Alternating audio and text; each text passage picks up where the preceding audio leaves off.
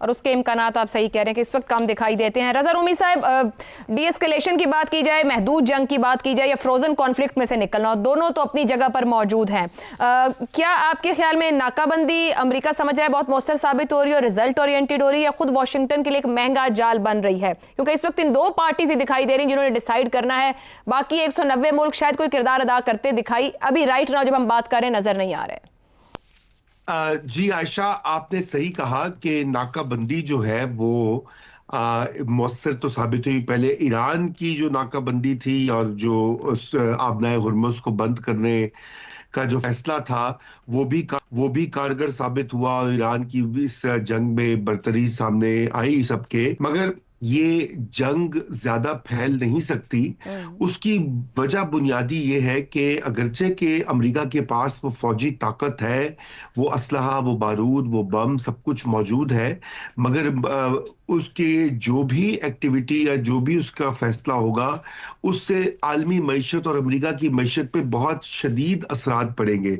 देखिए, अब ये एक और एक अलग मामला है कि अगर एक हुक्मरान जो है वो बिल्कुल अपना ज़हनी तवाज़ुन खो बैठे और डेस्परेशन में आकर वो दोबारा से इस जंग को स्टार्ट करे और वो कुछ कामयाबी या अपनी विक्ट्री दिखाने के लिए कुछ जतन करे, तो वो और बात है। लेकिन मारूजी जो हालात हैं उसके मुताबिक तो इस वक्त ट्रंप की सिचुएशन और उसकी हुकूमत की इंतजामिया की सिचुएशन इंतहाई मुश्किल में है अमेरिका के अंदर।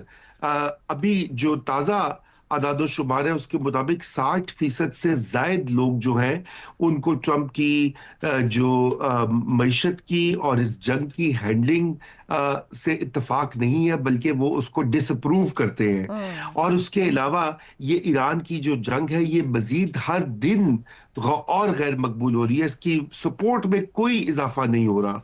तो इन हालात में पब्लिक ओपिनियन के बिल्कुल बरअक्स जाना जो है वो भी मुमकिन नहीं होगा ट्रंप के लिए और उसके रफ़काए कार के लिए।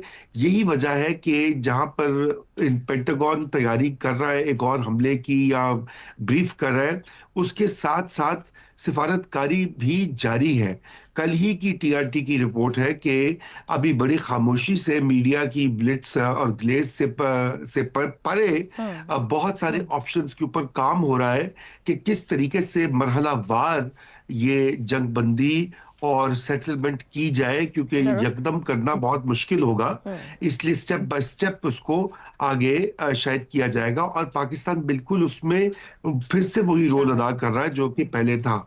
और मैं समझता हूं कि इंशाल्लाह ये बिल्कुल होगा कामयाब, क्योंकि देखिए ईरान की जो भी मौकफ हो, जितना भी जज्बा हो, शौके शहादत हो, ईरान का भी नुकसान बहुत ज्यादा बढ़ चुका है और उसके अवाम भी तकलीफ में पहले ही से थे सैंक्शंस की वजह से। और इन पिछले साल जून के बाद और इस बार की जंग के बाद और भी वहां पे हालात मुश्किल हुए हैं। तो ये भी एक बहुत बड़ा रिस्क होगा ईरानी हुकूमत के लिए कि मजीद अपने लोगों को मुश्किल में डालना। और मेरे ख्याल से उनकी भी एक ख्वाहिश होगी कि ये कोई ना कोई समझौता हो जाए। अब वो किन शराइत पे और मगर आप टर्म्स डी पे एस्केलेशन देख लें, मरहलावार स्टेलमेट से निकलते देख रहे हैं कि मुज़ाकरात हो रहे हैं, मगर वहां पे ट्रंप भी सोशल मीडिया के जरिए ऐसे ऐसे पैगाम देते हैं कि अब आबनाए हुर्मुज़ को आबनाए ट्रंप का नाम रख के उन्होंने उसकी तस्वीर साथ लगा दी। मगर शहजाद साहब, क्या वाशिंगटन और तेहरान किसी काबिल कबूल समझौते तक पहुंच पाएंगे या मुंजमद जंग आने वाले महीनों में किसी तवील बहरान में बदल सकती है? अच्छा, एक तो ये जो जैगम साहब ने कहा ना कि प्लेइंग चिकन्स वाली जो उन्होंने मिसाल आपको हम सबको बताई है और बड़ा बेहतर एक्सप्लेन किया, उसमें सिर्फ एक छोटी सी वो है जो कि करेक्शन करने की जरूरत है कि ये जो दो कारें आपस की तरफ आ रही हैं ना, जो playing chickens with each other, उसमें जो अमेरिका वाली कार है वो या ट्रंप की जो कार है, ट्रंप उसमें बैठा नहीं है, वो रिमोटली कंट्रोल कर रहा है। ये फर्क है। तो टकराव होगा तो गाड़ियों का होगा, ट्रंप उसमें नहीं बैठा होगा। अब उसके अंदर कोलेटरल डैमेज हो सकता है, बाकी चीजें हो सकती हैं, कुछ आगे पीछे, लेकिन क्या तसादुम मुमकिन है? ये सवाल है आपका, क्या तसादुम मुमकिन है भी या नहीं? मेरी नजर में तो बिल्कुल भी मुमकिन नहीं। उसकी कुछ वजूहात आपको रजा रूमी साहब ने बताई हैं। दूसरी ये है कि जब ब्लॉकेड लगा दिया जाता है किसी भी मुल्क की तरफ से, तो आप उसे कहते हैं एक्ट ऑफ वॉर। कहते हैं ना, आप इतने दिनों से हम सब ने ये सीख लिया, act of war, act of war.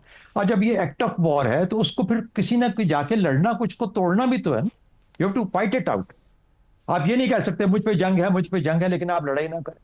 तो ईरान क्या वजह है कि वहां पे जाके उस ब्लॉकेट को तोड़ नहीं रहा, कि उसको खत्म क्यों नहीं कर रहा? क्योंकि उसके ऊपर जंग लागू की गई है ना, लागू की गई है इस ब्लॉकेट की वजह से। तो ईरान नहीं जा रहा। वजह ये है कि ना ईरान जंग चाहता है ना ट्रंप जंग चाहता है। अब सवाल ये पैदा होता है कि अगर ये कुछ दोनों नहीं चाहते, एक के पास हुर्मुज है जो काम आ गई है, एक के पास ब्लॉकेट है जो काम आ रहा है, दोनों ने, और हुर्मुज वाले को नुकसान इसलिए ज्यादा हो रहा है कि उसका तेल नहीं बिक रहा, लेकिन ब्लॉकेट वाले का तेल बिके जा रहा। तो मेरी नजर के अंदर ये तेल जब तक वो कीमत उस लेवल पे नहीं पहुंचती जहां पर के ट्रंप समझता है कि उसका वेनेजुएला वाला तेल और उसका अपना तेल जिस तरीके से वो बेच के ज्यादा मैक्सिमाइज नहीं कर सकता अपने फायदे को, चाहे वो इसमें ईरान पिसे, चाहे उसमें कोलैटरल डैमेज दुनिया पिस जाए, हम जैसे जो घास फूस किस्म के मुल्क हैं हम पिस जाए, मई का महीना पाकिस्तान के लिए बहुत सख्त आने वाला, अल्लाह रहम फरमाए। तो कहने का मतलब है ये चीजें हैं, इनको कोई परवाह नहीं है, किसी को भी कोई परवाह। ईरान को परवाह होनी चाहिए क्योंकि वो अपनी जात इन्वॉल्व है।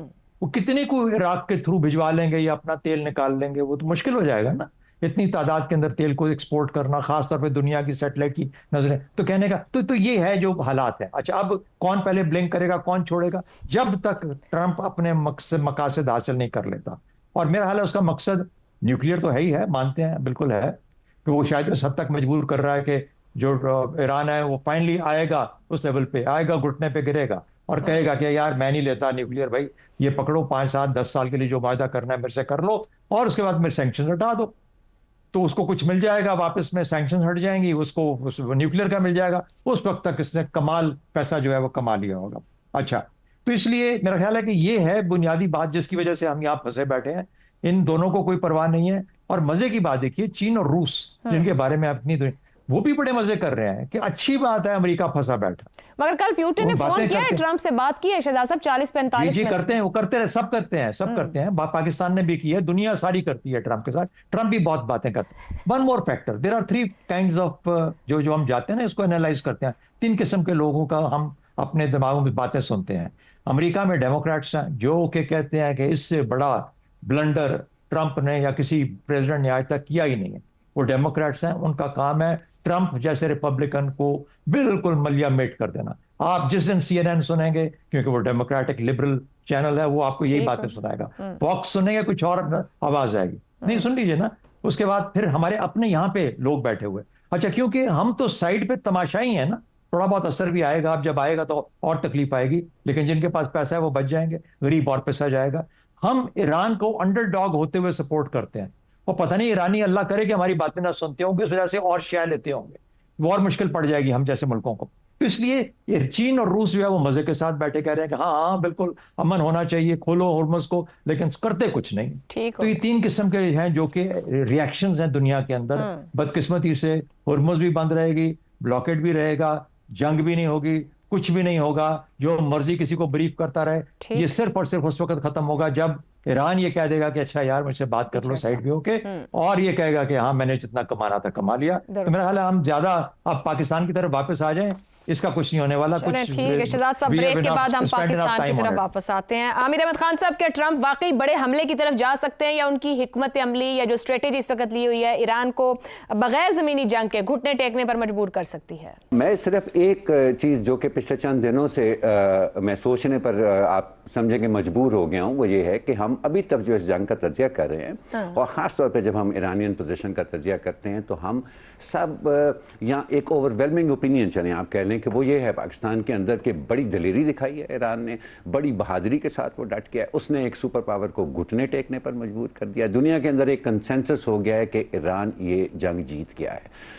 मैं जिस पिछले चंद दिनों में ख़ास तौर पे जिस चीज़ पर को सोचने पे थोड़ा सा मजबूर हो रहा हूँ, वो ये है कि क्या ये सिर्फ बहादुरी, दलेरी, शुजात ही थी, या ये उस पॉलिटिकल मिसकैलकुलेशन का जो अमेरिका ने की थी कि हम इनको एक डीकैपिटेशन स्ट्राइक के ज़रिए वहाँ पर मकामी तौर पर हम मुजाहरे इतने ज़्यादा कर देंगे कि रिजीम चेंज हो जाएगा ईरान के अंदर से, प्रोवाइडेड कि हम उनकी मौजूदा हुक्मरान हुकूमत को, मौजूदा हुक्मरानों को रास्ते से हटा दें। अब उसका दूसरा रुख कहीं हमें उसका दूसरा रुख तो नहीं नजर आना शुरू हो गया कि एक लिहाज से ये जंग जो है वो जो ईरान की जो नई क़यादत है, पुरानी तो चली गई थी जो पिछले 40-50 साल से ईरान को संभाले हुए थी, अब ये जो नई क़यादत है, एक अली लारीजानी बचे थे उनको भी आपने ख़त्म कर दिया।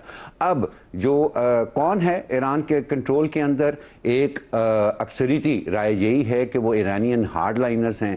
तो क्या पॉलिटिकली उनको ये जंग सूट नहीं कर रही है? क्या उनको ये ख्याल नहीं है कि ये जंग ख़त्म हो जाएगा तो it's only a matter of time कि उनकी रजीम और उनके तर्ज हुक्मरानी के ख़िलाफ़ मुजाहरे दोबारा शुरू हो जाएंगे?